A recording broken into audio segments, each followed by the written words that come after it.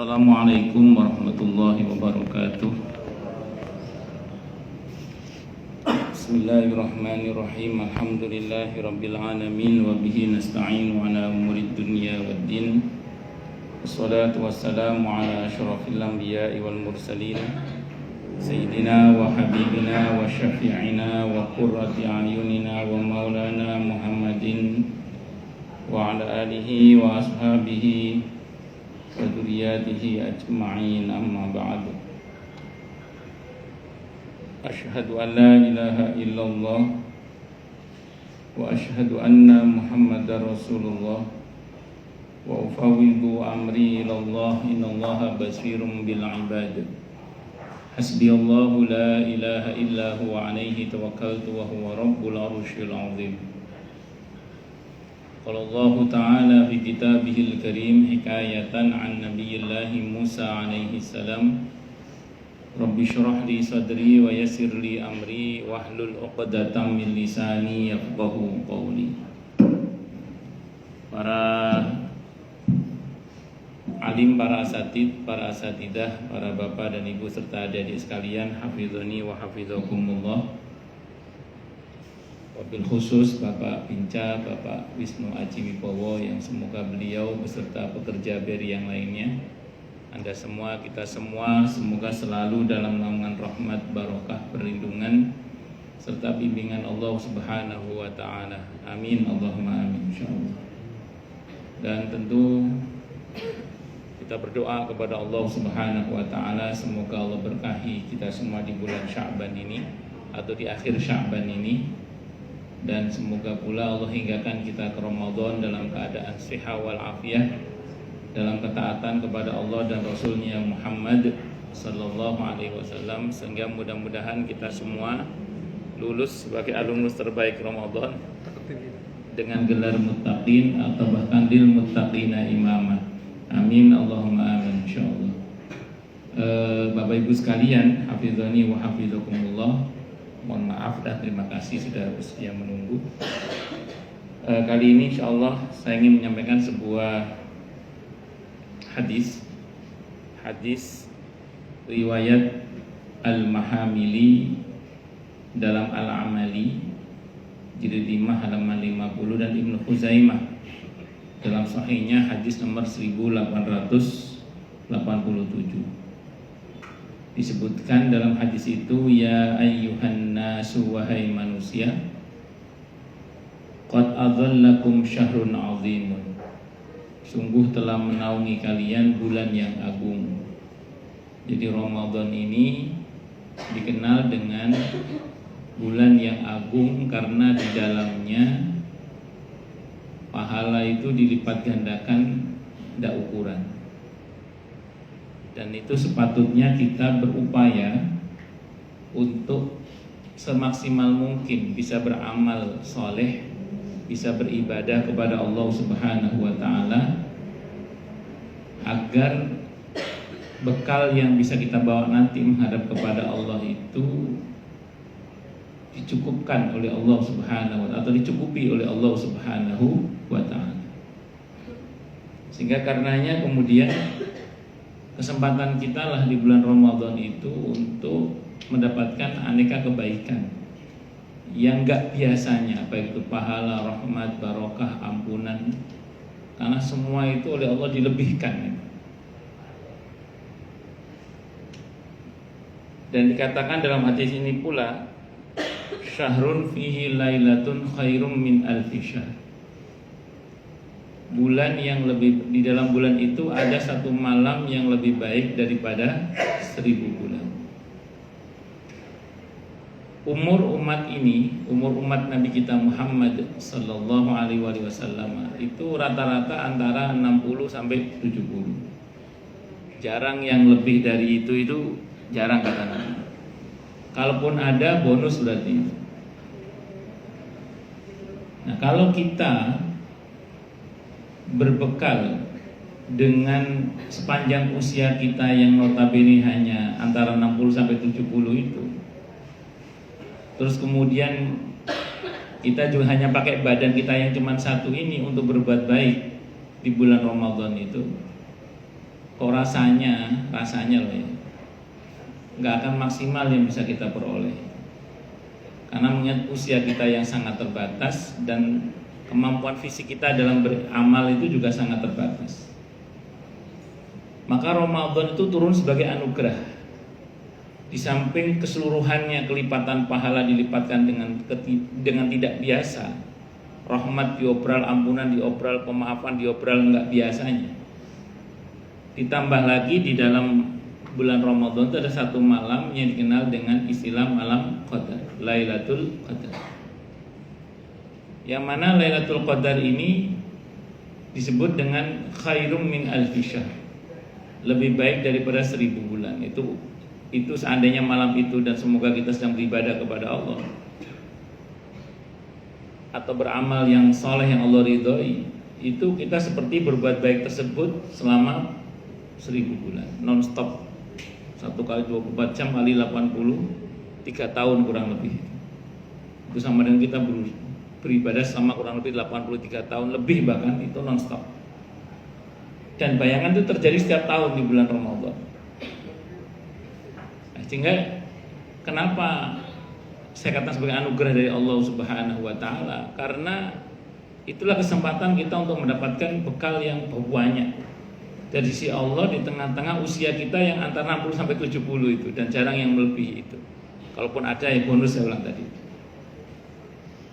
Ibarat di sebuah pekerjaan itu bulan Ramadan kayak dapat gaji lembur atau apalah, saya nggak paham istilahnya. Jadi diberi ekstra yang lebih oleh Allah Subhanahu wa taala. Makanya kalau kita dengan sengaja meniatkan untuk melebihkan kebaikan di bulan Ramadan, memang sepatutnya. Loh Ustaz, tapi ada dicela itu tentang Abdur Ramadan, hamba Ramadan, yang baiknya hanya di bulan Ramadan saja, di luar bulan Ramadan nggak baik ya. Yaitu yang dicela yang model begitu. Jadi baiknya hanya di bulan Ramadan, di bulan Ramadan nggak baik lagi. Itu yang dicela. Tapi kalau dalam pengertian di dalam bulan Ramadan dia lebih baik, bahwa di luar bulan Ramadan dia tidak bisa sebaik Ramadan karena memang iklimnya kan beda, dan itu tidak ada masalah. Justru karena kita tahu ini kesempatan yang luar biasa, makanya kita lebihkan dalam hal kebaikan, yaitu untuk lebih giat lagi, lebih baik lagi. Itu seperti itu. Nah, terus kemudian ja'alallahu siyamahu faridatan. Allah wajibkan puasa di bulan Ramadan tersebut. Dan pernah saya sampaikan di sini bahwa puasa itu adalah menahan diri dari hal-hal yang dapat membatalkan puasa, dari terbit fajar sampai tenggelamnya matahari disertai dengan niat. Khusus untuk puasa wajib yaitu Ramadan diantaranya niatnya harus sebelum subuh. Untuk mengantisipasi takut ada lupa-lupanya di awal Ramadan nanti, niat puasa Ramadan sebulan penuh. Kalau ada yang haid saat awal Ramadan, niat saja ada apa? Niat puasa Ramadan sebulan penuh kecuali saat haid, itu aja. Karena Allah Ta'ala tidak ada masalah insya Allah. Itu andaikan ada lupa-lupanya di malam berikutnya, insya Allah tetap sah. Itu dalam madhab Maliki, termasuk pendapat Ibnu Hajar Al-Asqalani dalam hal ini. Karena dianggap puasa Ramadan itu ibadah paket, jadi boleh diniatkan di awal sekalian gitu.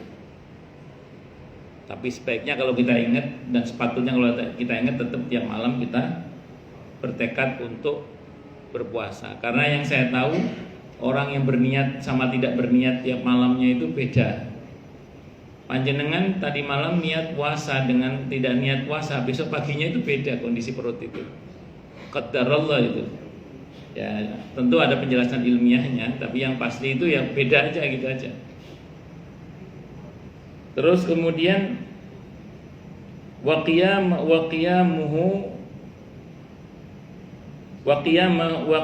lailihi tatawu'an, dan Allah jadikan salat malamnya itu sebagai ibadah sunnah. Namanya apa? Tarawih. Namanya tarawih. Dan tarawih ini ibadah sunnah, artinya tidak wajib. Namun ada janji dari Nabi kita Muhammad SAW agar kita itu mengerjakannya Karena kalau kita mengerjakannya, kita akan diampuni dosa kita oleh Allah Subhanahu wa taala. Man qama ramadhana imanan wa ihtisaban ghufira lahu ma taqaddama min dhanbi. Siapa yang menegakkan sholat tarawih atau sholat Ramadan, qiyam Ramadan, sholat malam di bulan Ramadan dengan dasar karena berharap pahala dari Allah, maka Allah akan ampuni dosa-dosanya. Wah, capek pulang kerja Ustaz. Boleh nggak sholat tarawih? Nggak sholat tarawih? Boleh sih, cuman sayang aja gitu maksudnya. Berarti tarawih sendiri di rumah boleh kalau memang capek? Boleh, tidak apa-apa, nggak harus berjamaah. Namun berjamaah lebih baik. Ya kalau sendiri tidak apa-apa, tapi berjamaah lebih baik. Gak kuat Ustaz, kuatnya cuma 2 rakaat itu tidur ngantuk, tidak apa-apa daripada nggak sama sekali. Malah yudraku kulluh la yudraku kulluh. Kalau nggak sanggup mengerjakan secara sempurna, jangan tinggalkan semuanya. Maksimal berapa dalam mazhab Syafi'i? Tarawih itu maksimal 20 rakaat. Selain witirnya ya. Maksimal itu dalam mazhab Syafi'i kalau tarawih. Dan tarawih itu baru sah kalau dikerjakan setelah sholat Isya. Jadi kalau belum sholat Isya, jangan sholat tarawih dulu.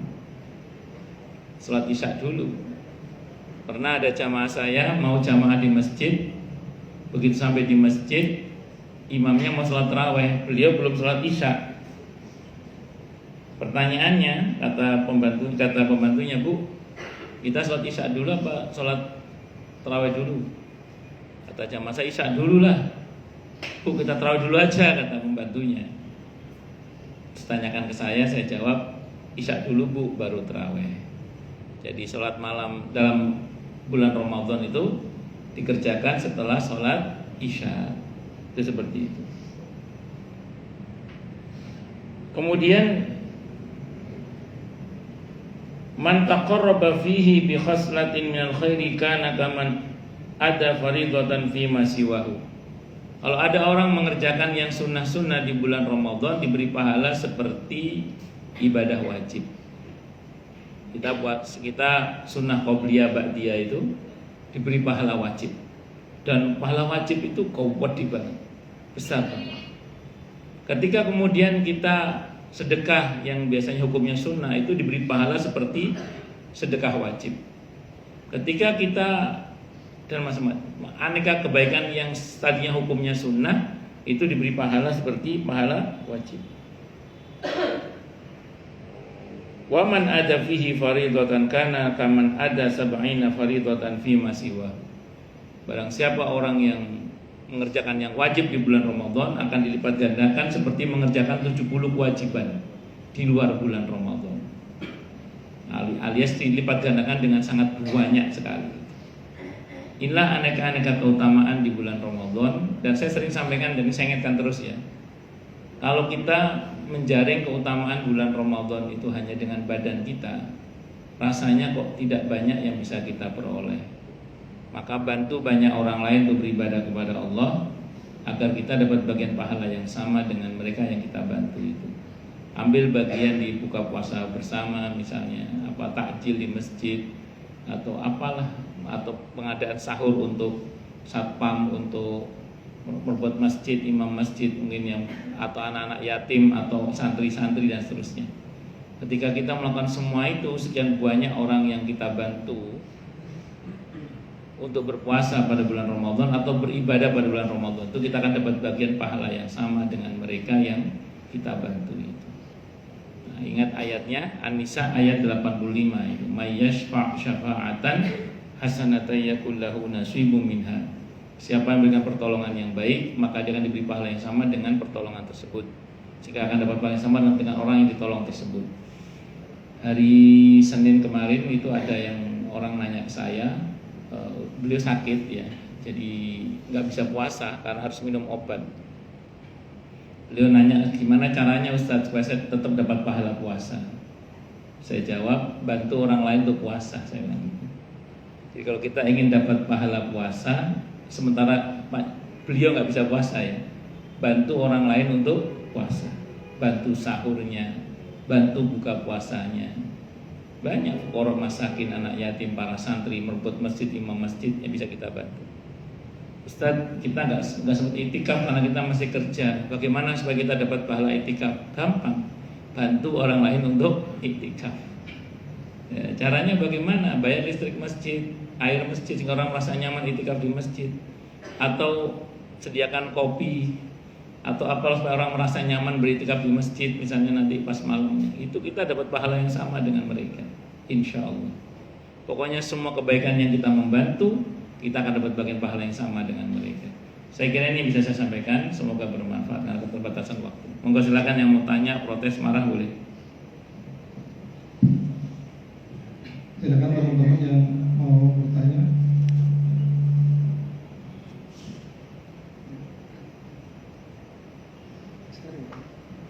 Jelas semua atau tidak jelas semua? Ya, monggo. Mau nanya terkait malam Lailatul Qadar, Pak Ustaz. Ya, monggo. Kalau yang sering saya baca itu yang saya Ustaz lain bahwa malam Lailatul Qadar itu adanya di 10 malam Terakhir dan itu adanya di malam-malam ganjil. Malam-malam ganjil dan hari Jumat. Terus. Benar atau enggak Pak Ustaz? Jadi kan kalau kita ada clue yang seperti itu, kita mencarinya tuh bisa fokus dan khusus. Oke, bagus. Saya mau terangkan dulu gini ya. Jadi aslinya malam Qadar itu tidak ada yang tahu kecuali Allah. Karena memang saya cerita dulu sababul wurudnya biar kita tahu gambarannya. Tadinya itu malam Qadar kapan turun itu diberitahukan kepada Nabi dan para sahabatnya. Sehingga ketika para sahabat tahu malam itu malam Qadar, semua sahabat itu tumplek-plek di masjid. Pasar tutup, ladang perkebunan tutup,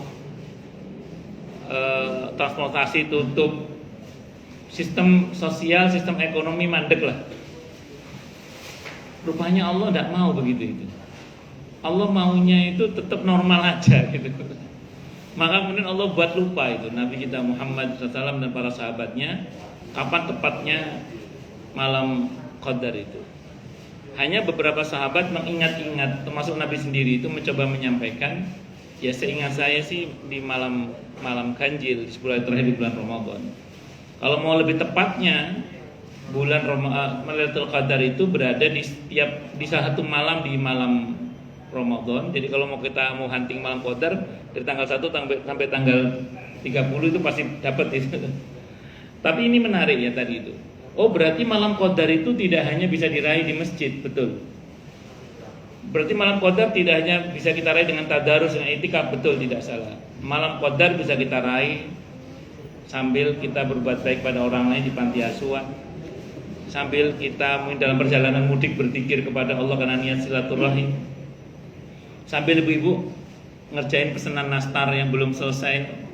Malam Qadar bisa didapat di dapur juga, karena ibu sedang mencari nafkah untuk keluarga, untuk biaya sekolah anak-anak. Gak usah khawatir, itu juga nilai pahalanya tidak kalah tingginya itu. Jadi jangan bayangkan malam Qadar itu hanya bisa diraih di masjid saja, tidak. Bahwa masjid tempat yang paling utama, iya, tapi bukan satu-satunya tempat. Mas saya bilang tadi, yang kerja aja, tidak ada masalah. Yang memang ada aktivitas di mana dia harus beraktivitas seperti biasa aja. Cuman saya sering bilang di mana-mana itu, jangan lepas zikir dan doa kalau bisa. Supaya pas kalau itu malam Qadar kita mendapatkan keutamaannya. Cuman yang saya wanti-wanti itu ya kalau bisa di malam-malam Ramadan jangan tidur melulu gitu loh, turu gitu. Atau berbuat sesuatu yang sia-sia. Jangan. Tapi kalau memang pilihannya kalau saya mulai akan berbuat sia-sia mending saya tidur, enggak apa-apa juga kalau itu. Artinya tidur pun kalau bisa niat bahwa nanti Allah saya mau sahur, saya mau sholat malam, sehingga tidur kita pun punya nilai ibadah. Ya artinya di bulan Ramadan kalau bisa jangan lepas dari kebaikan lah. Saya kira itu. Wallahu a'lam bishawab. Latihannya untuk 11 bulan ke depannya, semoga kita bisa terlatih juga untuk tidak lepas dari kebaikan. Saya kira itu nggih. Wallahu a'lam bishawab. Ada lagi teman-teman? Jadi saya informasikan untuk selama bulan Ramadan yang biasanya kita pengajian itu sebulan 2 kali, insya Allah akan kita adakan setiap hari Jumat, mungkin waktunya akan maju. Jadi selama ini kan hampir beberapa tahun kita setiap Jumat itu pengajiannya. Jadi kakak-kakak dan ini kita sudah sama kok, kita seperti santri, sebetulnya kita dikatakan santri verifikasi. Jadi Diego nggak usah khawatir kalau ditanya, kamu nggak nyantri, saya nyantri di mana, di verifikasi. Kita sudah kalau ikut pengajian ini kita sudah dikatakan santri. Jadi nanti mudah-mudahan kita bisa ngajak teman-teman untuk bisa ikutin pengajian agar kita untuk lebih baik, untuk menjadi keberkahan bagi kita. Terima kasih. Iya, Boleh. mengenai ini Pak Ustadz. Iya, monggo. Terkait dengan qiyamul lail Iya. atau sholat malam kan, Iya. sholat tarawih itu adalah bagian dari qiyamul lail ya. Terus. Kemudian pada saat sholat tarawih itu dilanjut dengan witir. Betul. Sebagaimana kita tahu witir adalah penutup sholat. Terus. Nah, Iya. kalau orang yang punya kebiasaan sering melakukan sholat tahajud, pada saat kita sudah melakukan tarawih dan witir, Iya. kan kalau pengertiannya witir sudah sholat penutup, apakah kita bisa melakukan tahajud di Bagus. malam atau gimana? Mohon penjelasannya. Bagus. Ada sebuah kitab judulnya Al-Minhaj Syarah Sahih Muslim. Al-Imam An-Nawawi rahimahullah menyebutkan dalam kitab itu bahwa pernah diketahui Nabi kita Muhammad sallallahu alaihi wasallam itu selesai sholat malam plus witirnya itu beliau sholat lagi 2 rakaat sambil duduk. Cuman Nabi memang wanti-wanti kepada para sahabat, la witrani fi lailatin, tidak ada witir 2 kali dalam semalam. Itu dipakai dalil oleh mazhab Syafi'i, terutama oleh Imam Nawawi dan para ulama yang lain yang sependapat dengan beliau, bahwa seusai sholat malam plus witirnya sekalipun, nanti malamnya kita masih bisa sholat tahajud atau sholat sunnah yang lainnya. Yang penting jangan witir 2 kali. Jadi la witrani fi lailatin, tidak ada witir 2 kali dalam semalam. Saya kira itu. Wallahu a'lam bishawab. Cukup. itu yang saya 3 rakaat. Witir itu bisa 1, bisa 3, bisa 5, bisa 7, bisa 9. Nah kalau tadi malam Bapak udah witir 3 rakaat, nanti setelah sholat tahajud jangan ditutup witir lagi 3 rakaat, nanti jadi genap. Witir kan ganjil. Nah kalau 3 jadi 6, nanti bukan ganjil lagi, genap. Tahajudnya habis tahajud 1 witir. Enggak, tanpa witir sudah. Jadi witirnya di awal malam. Maksud beliau di awal malam. Jadi beliau itu terawih sampai selesai witirnya. Nanti malam tahajud boleh. Yang penting jangan witir lagi. Nah, jadi witirnya cukup yang tadi malam itu aja. Jadi jangan ditutup pakai witir lagi. Kalau ditutup pakai witir lagi berarti witirnya 2 kali. Kalau 2 kali berarti genap, nanti bukan ganjil lagi. Saya kira itu, wallahu a'lam bishawab. Oke. Terima kasih teman-teman atas kehadirannya. Sampai ketemu di pengajian minggu depan. Wassalamualaikum warahmatullahi wabarakatuh. Waalaikumsalam warahmatullahi wabarakatuh.